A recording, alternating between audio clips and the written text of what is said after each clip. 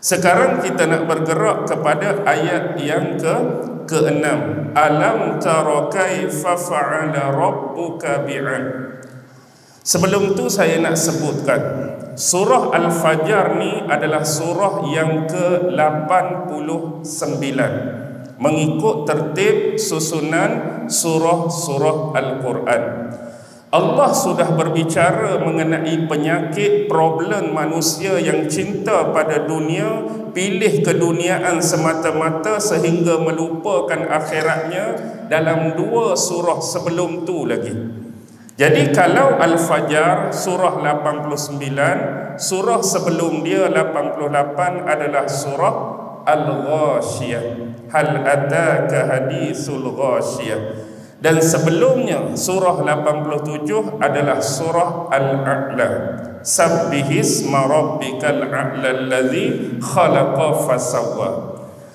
Dalam surah Al-A'la, Allah menyentuh secara sepintas lalu tentang penyakit ni. Di penghujung-hujung surah Al-A'la ayat yang ke-16. Bal tu'thirunal hayatad dunya. Bahkan mereka ni, orang-orang yang kufur kepada Allah, kepada Rasulnya, orang yang lalai dan leka dengan keduniaannya, tu'thirunal hayatad dunya. Kalimah tu'thirun di sini, kalau kita nak faham dengan mudah dan sedikit mendalam, tu'thirun ialah seseorang individu. Contohnya seperti kita, saya, tuan-tuan, yang kita ini diberikan 2 pilihan untuk kita pilih. Dan sebelum kita pilih, kita melakukan penilaian terhadap kedua-dua pilihan tadi. Dan akhirnya kita mengambil keputusan untuk memilih mana-mana di antara 2 pilihan tadi yang kita rasa paling penting untuk kita, paling bagus untuk kita, paling berbaloi untuk kita. Sekarang ni contoh, kalau saya diberi 2 pilihan di hadapan saya. Jadi saya menilai, saya memerhatikan, saya analisis kedua-dua tadi. Ni satu pilihan, ni satu pilihan. Dan akhirnya daripada 2 pilihan ni, saya memilih salah satu yang saya rasa paling penting, paling bagus, paling berbaloi untuk saya. Dan orang-orang kafir, orang-orang yang leka dengan keduniaannya, mereka memilih apa? Di antara 2 tadi. Bal tu'thirunal hayatad dunya. Mereka lebih memilih kehidupan dunia mereka berbanding akhirat mereka. Kerana apa?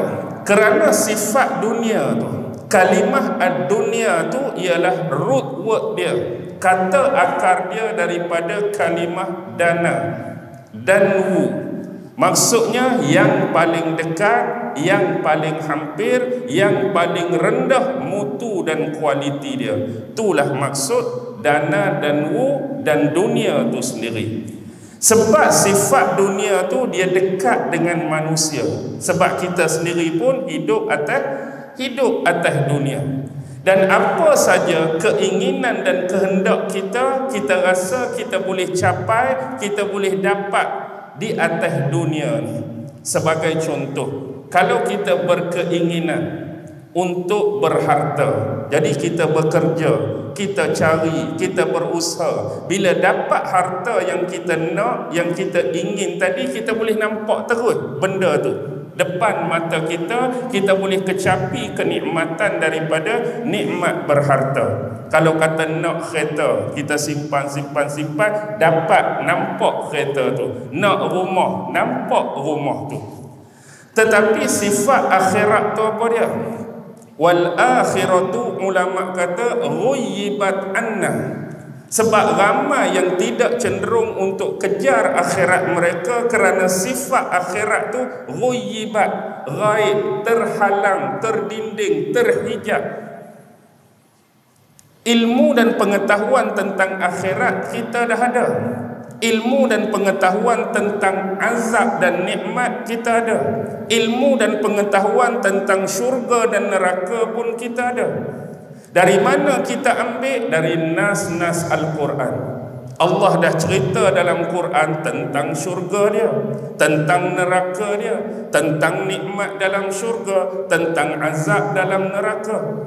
Dan ditambah pula dengan hadis-hadis daripada Rasulullah yang menceritakan syurga dan neraka. Tambahan pula dalam peristiwa Isra' Mi'raj, Rasulullah dah diberi gambaran tentang pelaku kepada dosa-dosa besar. Lihat peristiwa Isra' Mi'raj, orang yang tinggal solat, hukuman yang Allah kenakan pada dia macam mana? Orang yang tak amanah macam mana? Orang yang tak puasa macam mana? Orang yang mengumpat macam mana? Orang yang buat dosa tu macam mana? Berzina macam mana? Tak tutup aurat macam mana? Sudah dijelaskan bentuk-bentuk hukuman dan gambaran kepada Rasulullah pada malam peristiwa Isra' dan Mi'raj. Tetapi kerana akhirat tu dianggap jauh, terdinding, terhalang, hanya sekadar ilmu pengetahuan semata-mata, maka inilah penyebab kepada manusia lalai dan leka untuk mendapatkannya.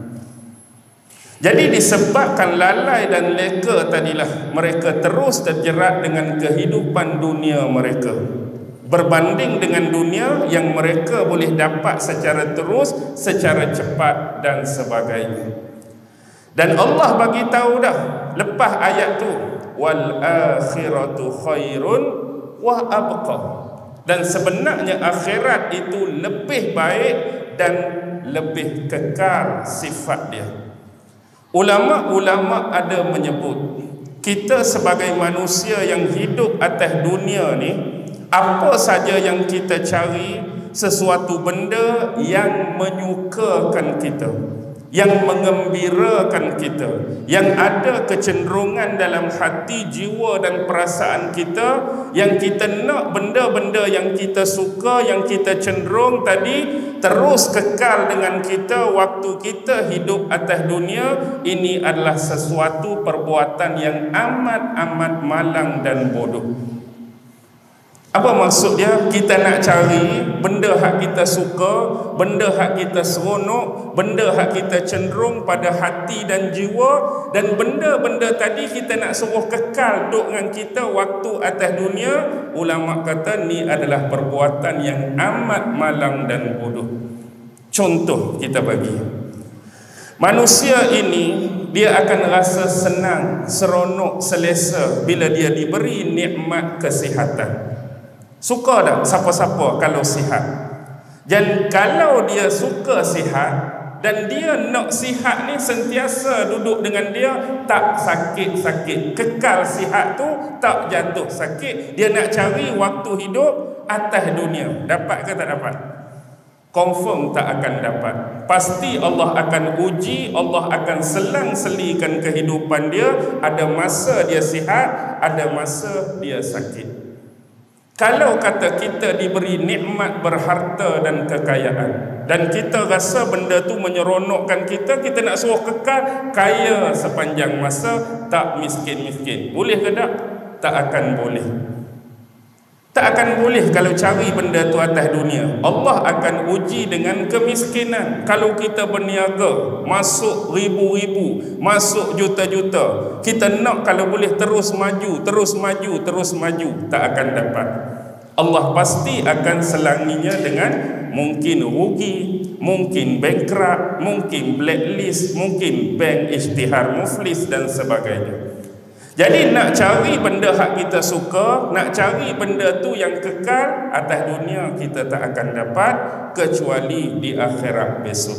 Sebab itulah Allah sebut jelas, wal akhiratu khairun wa abqa. Itu lebih baik bagi kamu dan lebih kekal. Masuk saja dalam syurga, muda tak tua-tua, sihat tak sakit-sakit, gembira tak sedih-sedih. Contoh, kita akan dapat apa yang kita nak, bahkan melampaui daripada anggaran perkiraan yang kita rasa syurga ni macam ni tak terjangkau.